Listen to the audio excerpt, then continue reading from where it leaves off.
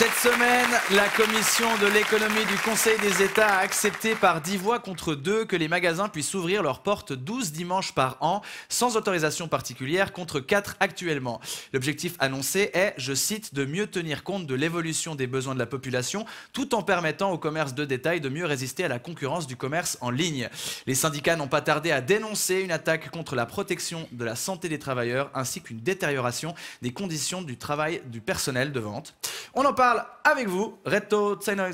Bonsoir. Bonsoir, monsieur. Vous êtes membre du comité directeur d'économie suisse et vous soutenez cette proposition d'assouplissement des ouvertures le dimanche. Oui, naturellement, 12 dimanches par année, ça c'est un minimum, hein, c'est clair. Moi, je serais même favorable à une ouverture 52 dimanches par année, hein, et puis aussi la nuit, hein, lorsqu'il y a le Black Friday, et puis la nuit aussi durant le mois de décembre, hein, comme ça les gens ils sont libres de consommer librement, en liberté. La liberté, c'est très important. Je pense que tout le monde y gagnerait si on allégeait un petit peu la... Ouais, c'est pas l'avis des syndicats, je le disais tout à l'heure. Les syndicats, hein, les syndicats, je vous propose de ne pas me lancer sur les syndicats. D'accord. Hein. Si vous voulez être libre et donc heureux, oui. Il vous suffit de regarder ça, qu'est-ce que pensent les syndicats, et de penser exactement l'inverse. Mais tout de même, quand ils évoquent les conditions de travail du personnel de vente, vous pouvez les entendre, j'imagine. Qu'est-ce que ça changerait aux conditions de travail du personnel de vente de venir travailler le dimanche? Je vous pose la question. Hein. On leur demande, on leur ordonne pas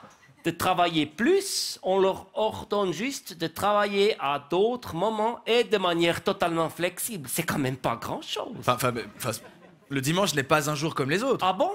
Oui. Ah bon, pourquoi? À cause de l'église. Mais plus personne va à l'église. Alors, et pas même les vendeuses et les vendeurs, ils vont à l'église. Alors, ce serait idéal pour eux d'aller à l'église. Hein? Puisque l'église, ça c'est un divertissement qui est gratis. Avec les salaires de misère qu'on les verse à eux. Ouais. Mais non.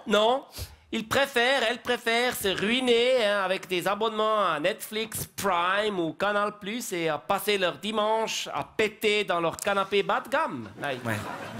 Alors, autant qu'ils aillent au magasin pour réassortir les rayons avec des consoles de jeux ou des barquettes de poulet, franchement. Monsieur Zellner, le dimanche, c'est un jour de congé collectif. Qui permet d'entretenir des relations sociales, de pratiquer des activités communes. Mais quoi comme activité commune, quoi hein? Pas le shopping, en tout cas, hein, puisque les magasins ils sont fermés. Quoi alors, le musée? Oui. Mais si les vendeuses et les vendeurs ils allaient au musée, ça se saurait. Hein? Alors quoi, le restaurant? Avec la hausse des primes maladie, c'est devenu trop cher pour les tout petits revenus. Hein? Et alors le cinéma? Mais ça aussi, c'est trop cher. Et puis de toute façon, il n'y a plus besoin d'aller au cinéma puisqu'on peut regarder des films tout seul chez soi dans son canapé bas de gamme grâce aux plateformes. Oui, alors... le dimanche, c'est un jour d'activité familiale, tiens. Voilà. Vous savez, le personnel de vente, c'est principalement des femmes. Aïe, oui.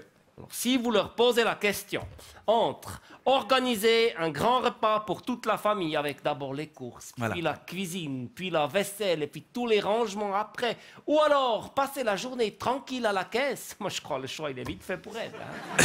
Non, c'est tout à fait clair. Vous voyez, oui. Hein, je crois qu'il n'y a aucun argument solide et un peu sérieux pour s'opposer à cette évolution logique et bienvenue.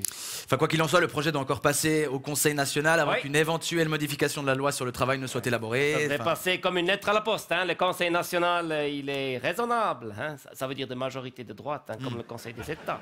Laquelle loi ne pourrait évidemment être ensuite soumise à un référendum. Vous savez, hein, en Suisse, c'est « je consomme, donc je suis ». Alors là aussi, ça devrait passer tout droit. Hein. Très bien. J'ai pas peur. Oui, affaire à suivre. Reto Zellner, merci pour votre éclairage et bonne soirée. Bonne soirée, monsieur.